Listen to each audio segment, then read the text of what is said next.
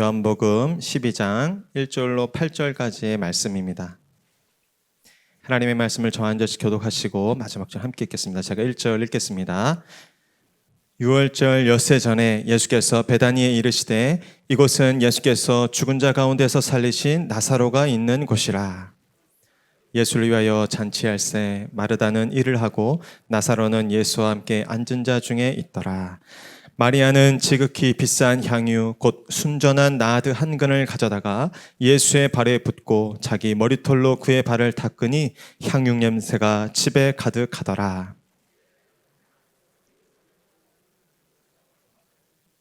이 향유를 어찌하여 300데나리온에 팔아 가난한 자들에게 주지 아니하였느냐 하니, 가난한 자들을 생각함이 아니요 그는 도둑이라 돈꾀를 맞고 거기 넣은 것을 훔쳐가미러라. 예수께서 이르시되 그를 가만두어 나의 장래할 날을 위하여 그것을 간직하게 하라. 함께 읽겠습니다. 가난한 자들은 항상 너희와 함께 있거니와 나는 항상 있지 아니하니라 하시니라. 아멘. 제가 한번 기도하고 말씀 나누겠습니다. 하나님 감사합니다. 하나님께서 베푸신 이 거룩한 예배의 자리 가운데 저희들 불러주셔서 감사를 드립니다.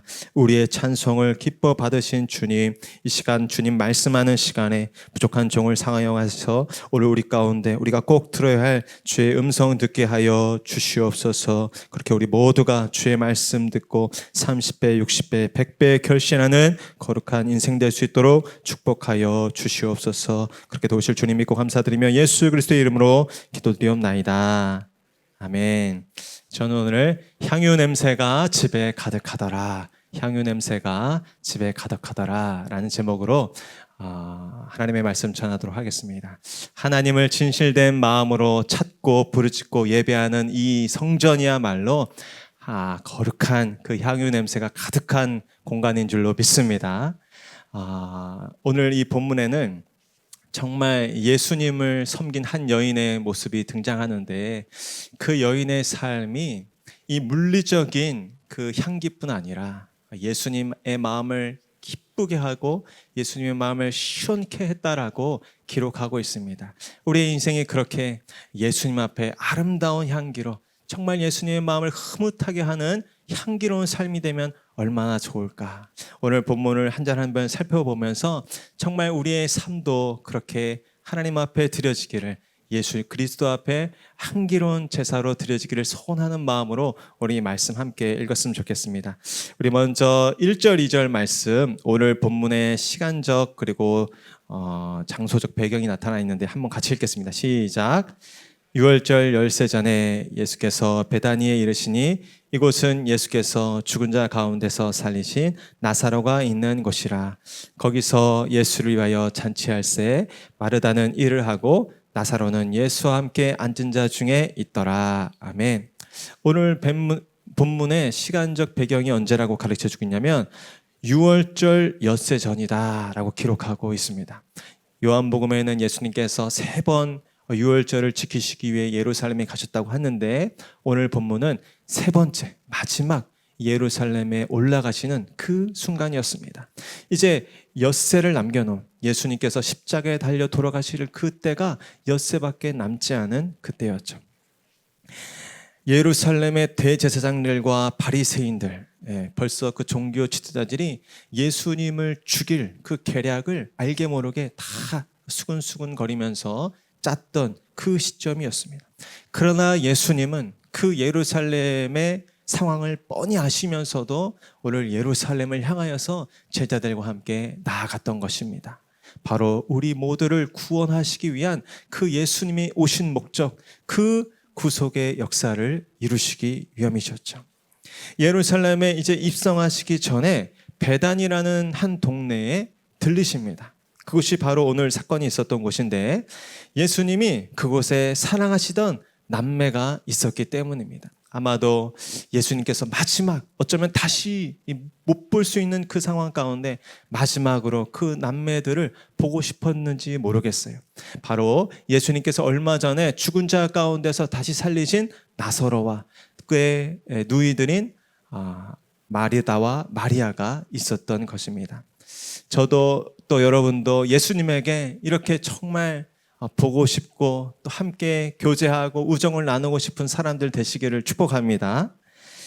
예수님은 어쩌면 마지막이 될 수도 있는 이번 예루살렘 여정 중에 마지막 우정과 사랑을 나누고 싶으셨던 것 같습니다. 그래서 오늘 이 베단이라는 곳에 가셨고 이들과 함께 오늘 식사를 하기 위해 기다리고 계신 것입니다. 잔치가 열렸습니다. 먼저 이 마르다 아시죠? 얼마나 이 음식 솜씨가 좋고 또 이 활동적인지 이 예수님과 제자들을 잘 환대하고 위하여 지금 맛있는 음식을 또 차리고 있습니다. 예수님께 자신의 은사를 가지고 맛있는 음식을 준비하느라 이 분주한 이 마리아의 모습이 참 귀하고 아름답습니다. 또 그곳에 나사로도 있었습니다. 예수님과 함께 자리에 앉아서 정겨운 이야기를 나누고 있었을 것입니다. 흥겨움과 즐거움이 가득한 이 평범한 식사 자리, 그리고 아주 흥이 가득했던 이 잔치 자리에 한 사건이 일어나면서 이 분위기가 다소 어수선하게 전환되는 이 상황이 벌어집니다. 바로 오늘 우리가 주목해야 할 이 마리아의 향유를 부었던 사건입니다. 우리 3절 한번 이어서 같이 읽겠습니다. 시작. 마리아는 지극히 비싼 향유 곧 순전한 나드 한 근을 가져다가 예수의 발에 붓고 자기 머리털로 그의 발을 닦으니 향유 냄새가 집에 가득하더라. 아멘. 마리아는 이 세 남매 중에 막내였습니다. 이 자매가 갑자기 식사를 하기 위해 기다리던 이 예수님과 무리를 향해서 다가오는 것이죠. 그러더니 조심히 어떤 밀봉된 이런 옥합을 꺼내는 것입니다. 그러더니 그 옥합을 깨트려서 그 안에 담긴 모든 것을 지금 예수의 발 아래 다 쏟아 붓는 것이죠. 순간 그 온 집안이 어떻겠습니까? 온 집안에 이 향유 냄새가 가득하게 되었습니다. 그리고 마리아는 그 자신의 머리털로 예수의 발 앞에 무릎을 꿇고 그 발을 정성껏 닦는 것입니다. 사람들이 무슨 일인가 보다가 웅성거리기 시작했을 것입니다. 갑자기 일어난 이 상황에 대해 사람들이 어떻게 반응해야 할지 몰랐기 때문입니다. 그저 흥겹기만 한 이 잔치자리의 공기의 흐름이 이렇게 바뀐 것이죠. 이 여인이 가져온 이 향유, 오늘 나드 한 옥합이라고 하셨는데 지극히 비싸다고요. 지극히 비싼 향유로서 이후에 알겠지만 유다의 고백을 보면 알겠지만 300데나리온이 되는, 그래서 이 데나리온이라는 것은 그 당시 한 사람의 온종을 일한 품삯에 해당하는 것인데 300데나리온이니까 그러니까 1년치 한 사람의 품삯이 되는 것입니다. 그러니까 얼마나 귀한 값입니까? 오늘날 하루 종일 하면 10만 원 받는다면 한 3천만 원 되는 가치의 이 향유였던 것입니다. 인도에서 나는 나드라는 식물로 만들어진 아주 값비싼 향유였죠. 오늘날 우리가 어떤 금괴를 보관해서 이 재산을 이제 통용하고 관리하듯이 당시에는 이 값비싼 향유가 어떤 재산 관리의 수단이기도 했다고 합니다. 이 주인이 여인이었기 때문에 아마도 이 마리아에게 이 향유 옥합은 결혼 지참금의 용도로 잘 보관 중이었던 것일 것으로 예상이 됩니다. 그때 침묵을 깨고 가룟 유다라는 이 제자가 이 여인을 호되게 나무라게 되죠. 우리 4절 5절 한번 같이 읽겠습니다. 시작. 제자 중 하나로서 예수를 잡아줄 가룟 유다가 말하되 이 향유를 어찌하여 300데나리온에 팔아 가난한 자들에게 주지 아니하였느냐 하니, 예수의 제자 중 하나였던 가룟 유다가 이렇게 나무를 하는 거예요. 아니 도대체 왜 이런 쓸데없는 일을 지금 하고 있느냐, 이 300데나리온 넘는 향유를 아깝게 실이 왜 이렇게 허비를 하고 있느냐라고 마리아를 보고 그 상황을 보자마자 이렇게 호통을 치는 거예요. 그러면서 이렇게 말하는 것이죠. 아니 이것을 팔아서 가난한 사람들에게 나눠주면 얼마나 유익하겠느냐는 거예요. 여러분 아주 틀린 말도 아니죠. 그 당시 주변에 있던 제자들도 아마 이 유다의 말에 동조하진 않았을까 생각이 됩니다. 그러나 성경은 유다의 그럴싸한 말 뒤에 감추어진 그 은큼한 속내를 고발하고 있습니다. 우리 6절도 이어서 같이 읽겠습니다. 시작. 이렇게 말함은 가난한 자들을 생각함이 아니요 그는 도둑이라. 돈꾀를 맞고 거기 넣은 것을 훔쳐가미러라. 유다는 정말 가난한 사람들을 걱정하고 생각한 것이 아니었습니다. 유다는 아마 똑똑한 사람이었던 것 같아요. 그래서 그 제자들 중에서도 이 돈꾀를 맞는 이 회개의 역할을 했던 것이죠. 그런데 그때부터 벌써 이 공금에 손을 대고 빼돌리는 일을 했던 것이죠. 이번에도 순간적으로 그 광경을 보니까 그 생각이 번뜩 난가 봐요. 이 300디나리온 되는 거를 돈으로 바꿔서 이 돈꾀에 보관하면 내가 그 중에서 얼마를 뺄 수 있을 텐데, 그런 생각이 먼저 난 것입니다. 이제 엿새 후면 십자가에 달려 돌아가실 그 주님, 예수님을 앞에 두고 그 예수님의 발 앞에 향유 부는 그 사건을 보고 그런 계산이 지금 이 유다의 생각 속에 순간적으로 든 것이죠. 아, 저걸 팔아다가 돈께 보관하면 얼마쯤을 빼돌릴 수 있을 텐데. 이 상황을 가만히 지켜보던 예수님께서 드디어 말씀하시죠. 우리 7절 8절 함께 읽겠습니다. 시작. 예수께서 이르시되 그를 가만두어 나의 장래의 날을 위하여 그것을 간직하게 하라. 가난한 자들은 항상 너희와 함께 있거니와 나는 항상 있지 아니하니라 하시니라. 예수님은 이 마리아의 돌발적인 행동과 가룟 유다의 꾸짖음을 통해서 알 수 없는 분위기가 되어버린 이 식사 자리를, 이 자매의 행동을 변호하는 말로 정리하고 계십니다. 이 마리아의 행동은 구속사적으로 매우 합당하고 마땅한 일이라는 거예요. 지금 내가 반갑다고 너희들이 잔치를 열어주고 맛있는 음식을 준비하는 것 참 고맙지만, 그리고 가난한 자들을 구제하는 것도 참 중요하지만, 이 여인의 이 행동은 바로 내가 이 땅에 온 이유, 그리고 내가 이 예루살렘에 마지막으로 온 이유인 십자가의 대속을 이루는 일에 가장 온전히 적합하고 합당하고 마땅한 일이다라고 예수님께서 정리해 주시는 것입니다. 오늘 저는 이 본문을 묵상하고 설교를 준비하면서 그 질문을 한번 정직하게 한번 던져봤어요. 나는 예수님 앞에 이 마리아에 더 가까운 사람인지, 아니면 이 가룟 유다에 더 가까운 사람인지. 그래, 정말 솔직한 마음으로 부끄럽지만 제가 정직하게 물어봤을 때 저는 마리아보다는 정말 이 계산이 빠르고 또 이 머리가 돌아가는 이 가룟 유다에 더 가까운 사람이었다라는 것을 발견하게 되었습니다.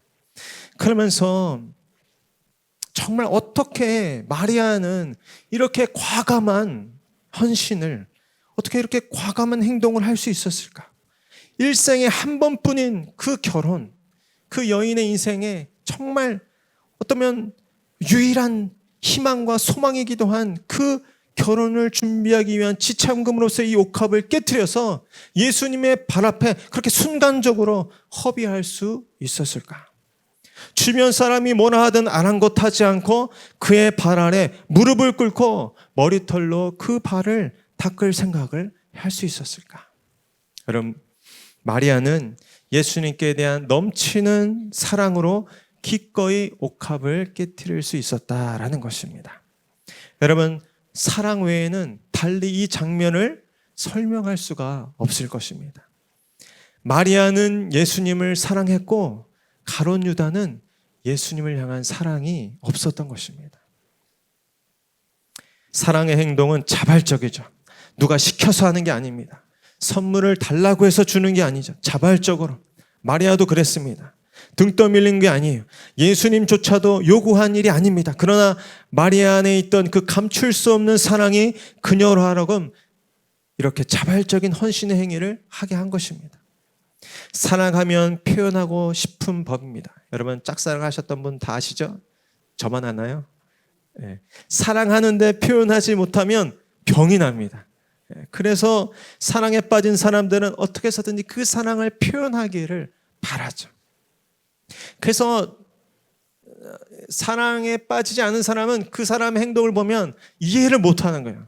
왜 저렇게 행동할까? 때로는 주변 사람들 그 눈치도 보지 않습니다. 신경도 쓰이지가 않아요. 사실 손님으로서 정중히 예수님을 맞이한다면 감람유 몇 방울, 이 머리에 몇 방울, 또 발에 몇 방울 떨어뜨리면 그 당시 풍속으로는 충분한 것이었습니다. 그런데 마리아는 그걸로 만족하지를 못한 것입니다. 예수님께 대한 존경과 사랑을 표현하고 싶은데 뭘 드려도 부족하게만 보였던 것입니다. 아마 마리아는 옥합을 깨어 부으면서도 그 300대려는 넘는 그 향유를 다 허비하면서도 예수님께 여전히 죄송하고 미안한 마음이었을 것 같았어요. 더 값진 것, 더 귀한 것을 드려야 되는데 내게 있는 것이 이것뿐이 없으니 이것뿐을 드립니다. 이게 전부라서 죄송할 뿐입니다. 여러분, 저와 여러분의 마음 가운데도 이러한 마음이 있기를 소원합니다. 이 귀한 시간에 시간 내셔서 예배의 자리, 기도의 자리 가운데 나오신 여러분의 마음 가운데 이 마음이 계셔서 이 자리 가운데 이끌리신 줄로 믿습니다. 여러분, 우리의 수고와 헌신과 우리의 삶, 그러나 아무리 그분께 드려도 그분께서 베푸신 은혜와 사랑에 비하면 한없이 부족하기만 보여서 섬기면서도 수고하면서도 정말 본전 생각나고 아까운 마음이 아니라 더 드려야 하는데, 더 드릴 수 있는데 죄송합니다, 부끄럽습니다, 그렇게 고백할 수 있는 사랑이 가득한 우리의 마음이 되기를 소원합니다. 이 말씀을 정리하면서 나도 정말 예수님께 이렇게 드릴 수 있는 것이 무엇이었을까? 내가 정말 소중하게 여긴 것이 무엇이었을까? 생각해 보니까 우리의 자녀들이 먼저 생각나더라고요. 우리의 자녀 정말 지금까지 기저귀 갈고 이유식 먹여가면서 정말 눈이 오나 비가 오나 이 힘들게 키운 이 자식 정말 소중한데, 만약에 하나님이 정말 달라고 하시면 어떤 방식일지 모르지만 예를 들면 이 전임 목회자나 아니면 저기 오지의 어떤 선교사로 한평생 헌신하라고 한다면 어떻게 할 수 있을까? 솔직히 아까운 마음이 들더라고요. 본전 생각이 들더라고요. 이 어떤 자식인데, 어떤 아이인데. 그런데 제가 기도하면서 그 밤에 우리 아이를 하나님께 온전히 드리겠습니다 라고 기도했어요. 우리 아이는 지금 알지 모르겠지만 그렇게 전 헌신해버렸어요. 근데 놀라운 게 있어요. 그렇게 헌신하고 우리 아이들 정말 내가 원하는 대로 키우는 게 아니라 하나님이 원하는 대로 키워버리십시오 라고 고백하고 맡기니까 제 마음에 어떤 알 수 없는 평안이 있더라고요. 이 아이를 바라볼 때 벌써 이제 초등학교 2학년 올라가니까 고민할 것이 한두 가지가 아니에요. 죄송합니다. 다 키우신 분들 앞에 제가 십자가 보내신 분들에게 죄송한데 이 앞으로가 정말 막막한 거예요. 이제 또 사춘기 오기 시작하면 이거 어떡하나. 근데 하나님께 정말 맡기겠습니다. 하나님께 다 정말 향유를 붓듯이 이 자녀의 인생을 내가 키우고 싶은 대로가 아니라 하나님께서 키우고 싶은 대로 키우십시오라고 기도라도 그렇게 하니까 제 마음속에 하나님이 주는 평안이 있고 감사가 있더라고요. 또 불안과 염려가 아니라 기대하는 마음이 생기더라고요. 내 이 부족한 이 부모로서 아이를 키우는 게 아니라 정말 하나님이 내 자녀를 키우신다면, 하나님이 내 자녀를 취하셔서 그 인생을 이끄신다면 어떤 일이 벌어질까라는 기대와 감사가 있더라고요. 여러분, 하나님 앞에 드리기를 주저하지 아니하시는 여러분 되시기를 축복합니다. 어떻게 보면 또 이 자녀에 관한 것도 좀 추상적이니까 제가 한 번 더 생각해 봤어요. 만약에 제가 지금 가지고 있는 물건 중에 제일 소중한 게 뭘까? 얼마 전에 할부가 끝났습니다. 우리 애플에서 아주 귀한 노트북을 제가 한 대 갖고 있는데, 만약에 우리 유 목사님께서 노 목사님, 어제 제가 동기 목사님 저 지방에서 사역하는 목사님한테 전화 받았는데 노트북이 한 대 꼭 필요하답니다. 그런데 목사님 갖고 계신 게 딱 알맞을 것 같습니다 라고 말씀하면 제가 어떻게 할까? 아마 이 발신다 차단을 하겠죠. 근데 그럴 때 정말 내가 움켜쥐고 얼마 전에 할부가 끝난 그 소중한 노트북이지만 정말 그것이 하나님의 손에 붙잡혀서 하나님께서 쓰시는 곳에 쓰인다면 내가 이 땅에서 그걸로 어떤 설교를 작성하던 어떤 영상을 만들던 그 노트북으로 할 수 있는, 내가 할 수 있는 최고의 일보다 하나님의 손에 붙들려서 그 노트북이 쓰임받는다면 얼마나 위대한 일에 쓰임받을 수 있을까? 기대가 되고 감사가 되는 것이죠. 여러분과 저도 용기를 내서 마리아처럼 우리의 것을 하나님께 드리기를 주저하지 않고 용기 내서 하나님께 온전히 맡기고 드릴 수 있는 저와 여러분 될 수 있기를 축복합니다. 또한 그러나 마리아는 거기서 멈추는 게 아니고 더 나아가서 마리아는 예수님께 거룩한 통찰로 말미암은 헌신으로 예수님께 만족을 드렸다라는 것입니다. 저를 한번 따르세요. 거룩한 통찰로 만족을 드렸다. 여러분, 마리아가 예수님의 발에 향유를 부은 것은 예수님을 향한 마리아의 극진한 사랑의 표현이기도 했지만 또한 그것은 예수님을 향한 진실한 사랑으로부터 연유한 마리아의 거룩한 통찰력에 근거한 구속사적인 의미를 지금 띠는 행위였다라는 것입니다. 사실 지금 이 시점은 잔치를 즐기기보다는 맛있는 음식도 좋지만 그것보다는 이제 예루살렘으로 들어가시면 대제사장들과 서기관들에게 붙잡혀서 십자가 처형을 받게 될지 모르는 그 예수님의 죽음에 대해서 지금 묵상하고 염려해야 될 시간이었는데 이미 예수님도 누누이 말씀하셨죠. 이제 이번에 예루살렘으로 가면 붙잡혀서 순환을 받고 십자가에 죽을 것이다. 그러나 예수님을 가까이 모시고 섬기는 제자들도 이 말을 아직도 이해를 못하고 받아들이지 않았던 건지 어떻게 하면 다들 예수님 곁에서 더 높은 자리 하나 맡아볼까 궁리만 하고 있는 것입니다. 그러나 마리아는 달랐습니다. 잔치를 벌이며 들떠있는 사람들 속에서 마리아는 예수님의 참된 그 기분을 감지했습니다. 예수님의 그 눈빛에서 그 예수님이 정말 하시려는 일, 예수님이 정말 예루살렘에 오신 그 목적을 이해하고 있었습니다. 그 영적인 직감으로 예수님의 순환과 죽음으로 이어지는 그 십자가의 길에 대한 어떤 완전하진 않지만 분명한 통찰이 있었던 것이죠.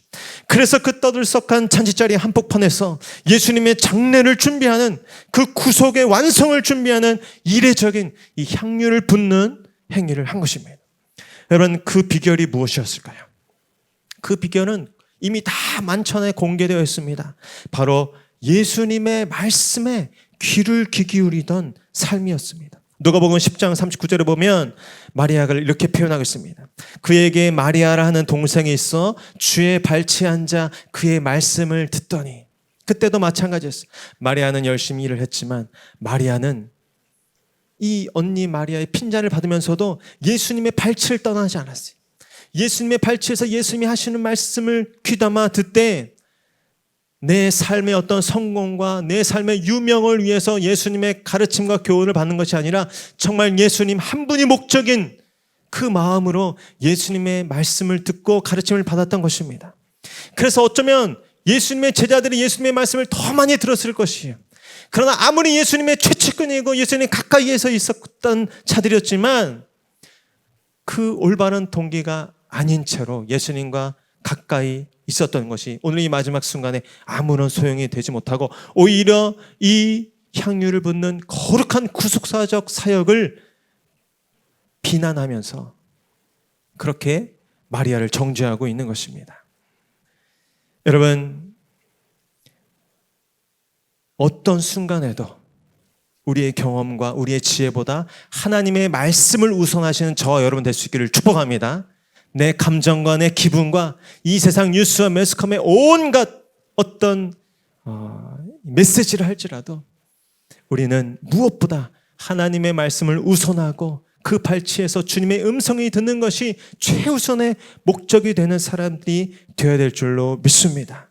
그럴 때 우리는 정말 의미 없는 헌신 열심이 아니라 정말 예수님의 마음을 흡족하게 하는, 예수님의 마음에 기쁨을 드리는 그런 참된 헌신과 믿음의 삶을 살 수 있을 줄로 믿습니다. 사람들에게 보여주기 위해서 신앙생활 하지 마시기 바랍니다. 우리 목양교회도 이 세상 앞에 우리의 어떤 힘을 과시하기 위한 교회가 아니라 정말 예수님 한 분, 그분의 한마디 말씀, 그 뜻을 이루기 위하여 정말 분투하고 헌신하는 우리 모두와 이 교회가 되기를 축복합니다.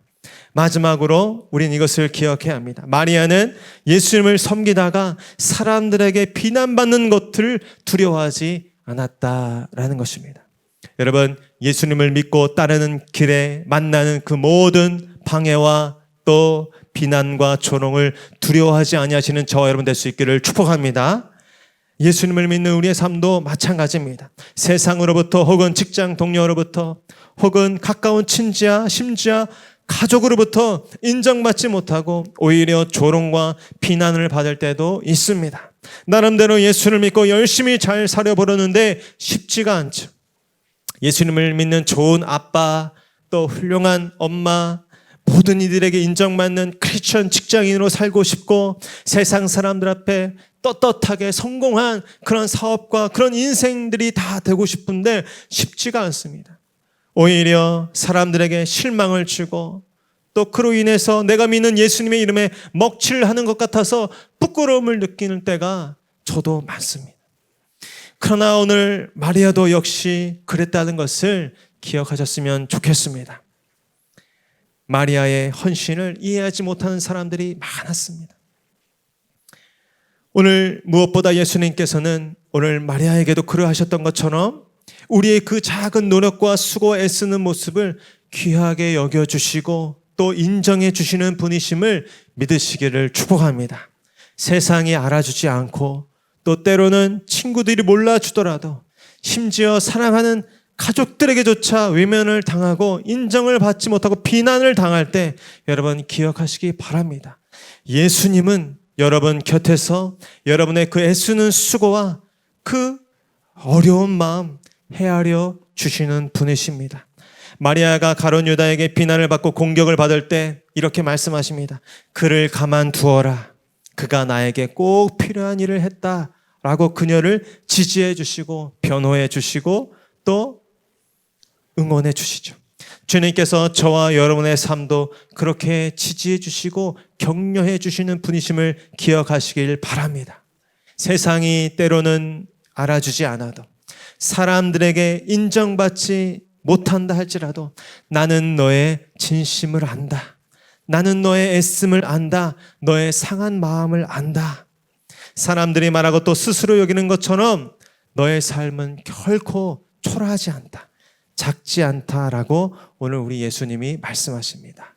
오늘도 믿음 지키기 위해서 오늘 하루도 얼마나 애쓰셨습니까? 하나님께서 맡겨주신 그 가정, 그 일터, 그 생업의 현장을 감당하기 위해서 얼마나 이 죄악이 관연한 세상 가운데 그러나 믿음 지키기 위해서 믿는 자로 살기 위해서 얼마나 어려우셨습니까? 오늘 예수님께서 그 모든 것에 대해서 알고 계시고 위로하심을 기억하시길 바랍니다. 주님께서 이렇게 말씀하십니다. 내가 너의 그 실수와 아픔, 상처와 좌절을 구속하기 위해 이 땅에 왔다. 내가 너의 그 허무한 인생, 정말 위로받지 못하는 그 인생을 구속하기 위하여 내가 지금 예루살렘을 향해 나아가고 있다. 내가 십자가를 질 것이다. 염려하지 말아라. 두려워하지 말아라. 너의 삶은 결코 작지 않다. 내 생명으로 너의 삶을 살린다. 라고 말씀하십니다. 여러분, 어쩌면 오늘 마리아가 예수님의 발에 허비한 이 향유, 사람들은 다 허비했다고 알잖아요. 이 모습이 어쩌면 우리 예수님의 삶을 예표하고 있습니다. 아무 가치 없고 아무 자격 없는 우리를 위해서 우리의 죄를 사해 주시고 우리를 구원하시기 위해서 하나님의 아들이신 당신의 생명을 아낌없이 쏟아 주셨습니다. 당신의 몸을 다 깨트리고 피를 흘리셔서 십자가를 주심으로 자신을 깨트려 우리에게 부어 주셨습니다.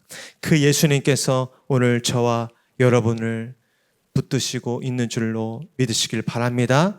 우리의 연약함과 우리의 가정 가운데 우리의 모든 미미한 이 삶 가운데 하나님이 함께 하시고 도우심을 끝까지 신뢰하셔서 주님을 위한 삶, 그 믿음의 길, 그 십자가의 길 중단 없이 꿋꿋하게 걸어가실 수 있는 저와 여러분, 하나님을 사랑하는 성도님들 다 될 수 있기를 축복합니다. 이 시간 우리 한번 찬송하고 우리 그러한 마음으로 기도하기를 원합니다.